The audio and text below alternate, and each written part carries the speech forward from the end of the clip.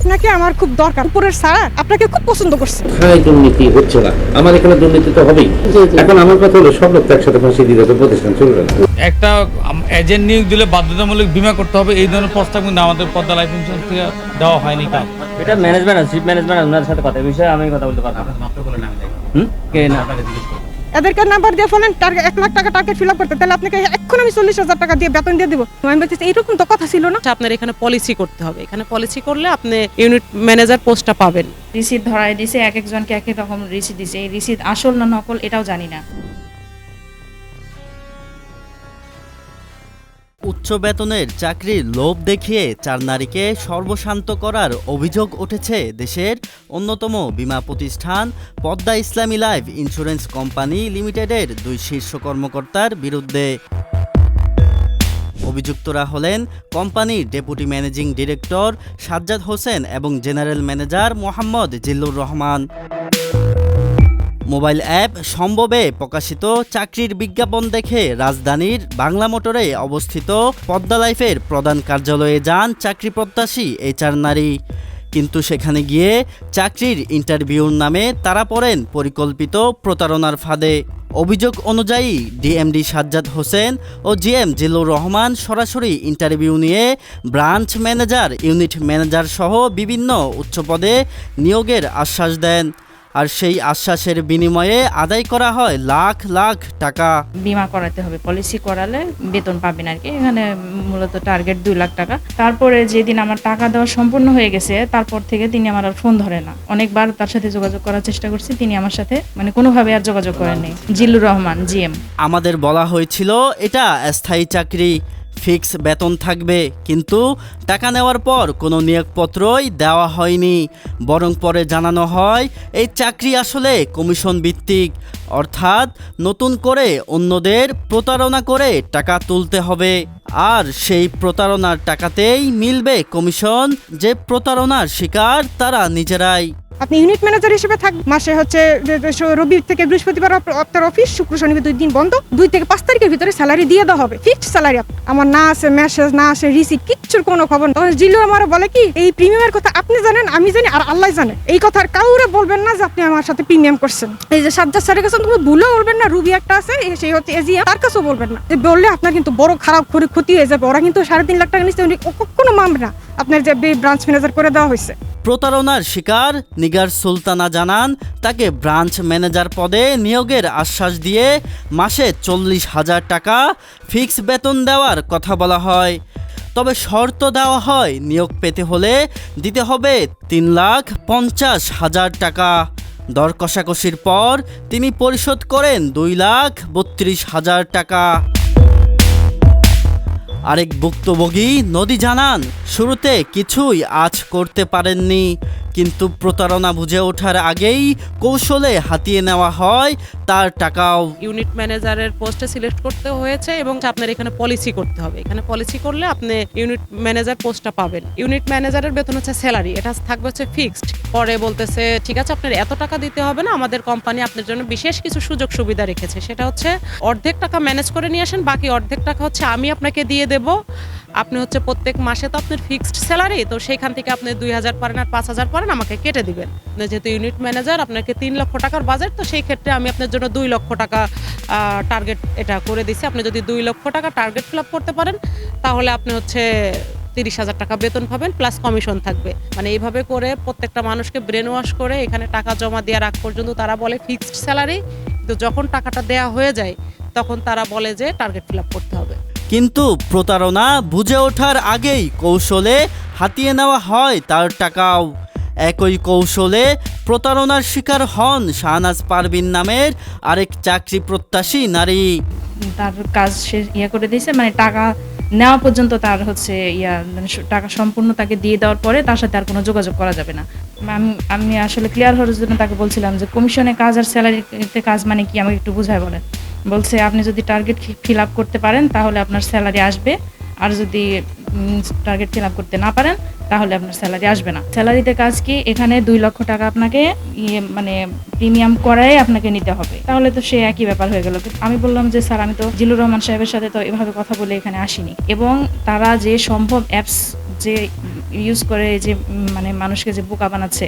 আমাকে এটাও বলছে যে আপনি বাসা থেকে টাকা নেন, 5,500 টাকা নেন, আপনার নামে একটা অ্যাড দিয়ে দিব।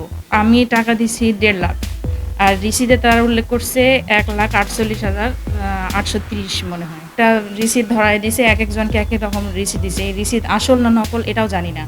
বলছে যে আপনার নামে যে ইয়া হয়ে গেছে, পলিসি হয়ে গেছে, এই যে রিসিদটা নেন। রিসিদ নিয়ে আমি ওখান থেকে বের হয়ে আসছি। ডিএমডি ও জিএম এর কথাবার্তা এতটাই নিখুঁত ছিল যে শেষ পর্যন্ত ফাঁদ বুঝতেই পারেননি তিনি। অভিযোগের বিষয়ে জানতে আমরা অনুসন্ধানে যাই পদ্মা লাইফ ইন্স্যুরেন্সের কেন্দ্রীয় কার্যালয়ে। সেখানে ম্যানেজিং ডিরেক্টর মোরশেদ সিদ্দিকীর সঙ্গে কথা বলতে চাইলে জানানো হয় তিনি নামাজে আছেন। কিছুক্ষণ পর বলা হয় তিনি মিটিংয়ে।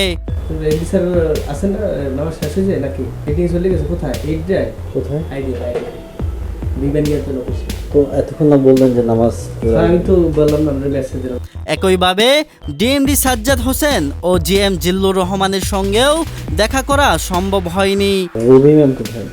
রবি ম্যাম আসমা আসলে দেশে ওই সাজ্জাদ নামে একজন উনি আসে, উনি কই নাই, আমরা দেখলাম আজকে। অফিস স্টাফদের ভাষ্য, অভিযোগ ওঠার পর থেকেই অভিযুক্ত শীর্ষ কর্মকর্তারা গা ঢাকা দিয়েছেন।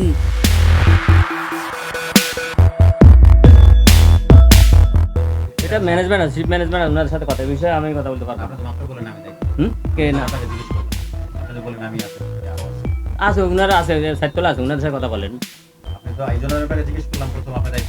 না আমি দায়িত্ব বলছি যে আমরা আমি ডেস্ক ওয়ার্ক করি, কিন্তু ফাইনাল ম্যানেজমেন্ট তো সাইতলা আছে, ওনারা সাইতলা বলছে। আসো আমি ডিএমডি আছে, ওনারা দেখেন ওখানে আলাপ করেন, তারপরে দেশটা আলাপ করেন সাইতলা। তাহলে আপনি কারো কোথায় দুর্নীতি হচ্ছে না? আমার এখানে দুর্নীতি তো হবেই। এখন আমার কথা হলো সব লোক একসাথে ফাঁসি দিয়ে যাতে প্রতিষ্ঠান চলবে না।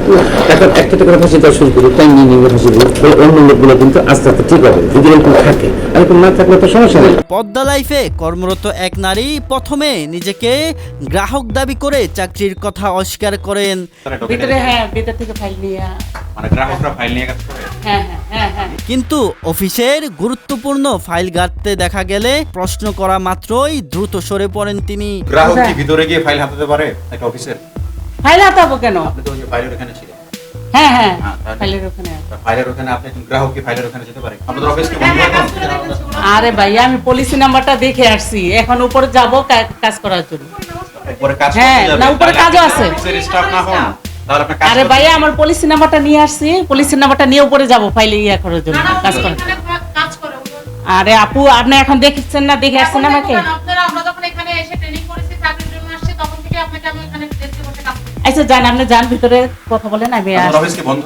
না ওই সাইডে দেখেন। এখানে তো লোক নাই কেন? এটা বন্ধ কেন এটা তো আমি বলতে পারবো না ভাইয়া, আপনি আমাদের ওইদিকে যান, এদিকে বন্ধ কেন এটা আমি বলতে পারবো। আপনার ওখানে যেখানে আপনি ভিতরে ছিলেন আর লোক? হ্যাঁ ওখানে আছে আপনি যান। প্রতিষ্ঠানের অন্যান্য কর্মকর্তারা স্পষ্ট জানান, এই প্রতিষ্ঠানে টাকা দিয়ে চাকরি বা কমিশন নিয়োগের কোনো নিয়ম নেই।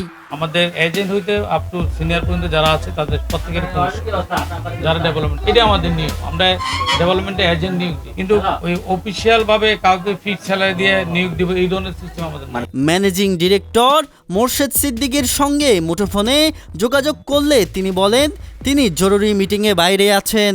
অথচ কিছুক্ষণ আগেই তার অফিস থেকে জানানো হয়েছিল স্যার লাঞ্চ করছেন, অপেক্ষা করুন। ওরা আবেদন করতে আইডিয়ারে, আমরা তো ওই লোকগুলোকে অনেক আগে আমরা সাবমিট করে আইডিয়াতে জানাইতে সাথে নাই, তদন্ত টিম করে অ্যাকশন নিয়ে ফেলছে অনেক আগের কথাই। আপনারা অ্যাকশন নিলেন, সেই লোকগুলোর আপনার এখান থেকে ছাঁটাই করলে বিভাগীয় ব্যবস্থা সেটা নিলেন, কিন্তু এই ভুক্তভোগী যাদের টাকাগুলো সুরাহা হবে কিনা বা এই বিষয়ে আপনার মন্তব্য কি? অবশ্যই সুরাহা হবে, আমরা তদন্ত কমিটি করছি, ওদেরকে ধরে এনে অঙ্গীকার নিয়ে এটা আইডিয়ারে জমা দিতে বলছি। আচ্ছা, তদন্ত কমিটি মানে আপনাদের এই ডেটটা কতদিনের ফিক্স করা হয়েছে, মানে কতদিনের মধ্যে রেজাল্ট দিবে তদন্ত কমিটি? কমিটি তো 7 দিনের মধ্যে তদন্ত রিপোর্ট দাখিল করবে, ওরা যদি সময় চাই তো আবার বাড়াই ওদেরকে না পায়, আমাদের তো আর পুলিশ ফোর্স নাই, তো ওদেরকে ধরে এনে কিছু করতে হবে, তো এই ব্যবস্থা অলরেডি নেওয়া হয়ে গেছে। আপনাদের ডিএমডি বলল যে আমার এখানে দুর্নীতি হবেই, এরকম একটা বিষয় ছিল এখানে। হ্যাঁ, এরপরে বলছে যে অপরাধী একজন না অনেকজন আছে। ওগুলো আমাদের নলেজে নাই, ওগুলো তো নলেজে নাই, আমাদের যেটা প্রশাসন আমাদের কাছে ভিডিও ডকুমেন্ট সব সহ আছে। হ্যাঁ, তো উনি যেটা বলছে যে আমার এখানে অপরাধী একটা না অনেকগুলো আছে, এই সবগুলোকে ফাঁসি দিলে তার প্রতিষ্ঠান চলবে না। এখন একটা দায়িত্বের জায়গা থেকে আপনি একজন ডিএমডি হিসেবে যে অপরাধী অনেকগুলো আছে, ফাঁসি দিলে প্রতিষ্ঠান চলবে না এবং আমার এখানে দুর্নীতি হবেই। ওই ডিএমপির নাম কি? আপনাদের এখানে তারেক, আরেকজন বললো সাজ্জাদ। সাজ্জাদ তো নাই। আচ্ছা, তারেক 11 তারিখ 10 দিন আগে থেকে নাই। তারেক আছেন?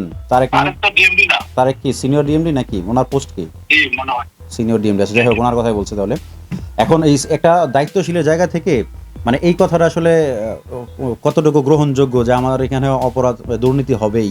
কতজনে কত কথা বলবে, আমি যেটা এভিডেন্স পাবো আমি চেষ্টা করব। আচ্ছা, আমাদের এখানে এখন আমি এই যে বাজারের কথার উত্তর তো আমার পক্ষে দেওয়া সম্ভব না। আমার কাছে ডকুমেন্ট দেখতে আসবে, আমার যেটা আইডিয়া, আমাদের যেটা জানাইছে আমি তা যথাবিহিত ব্যবস্থা করে ব্যবস্থা নিই। প্রথমে নামের সঙ্গে ইসলামী শব্দটি যুক্ত করে সাধারণ মানুষের আস্থা অর্জন করা হয়। এরপর সে আস্থাকেই পুঁজি করে ধাপে ধাপে হাতিয়ে নেওয়া হয় লাখ লাখ টাকা। এখন দেখার বিষয় নিয়ন্ত্রক সংস্থা ও প্রশাসক এদের ব্যাপারে কি সিদ্ধান্ত নেয়।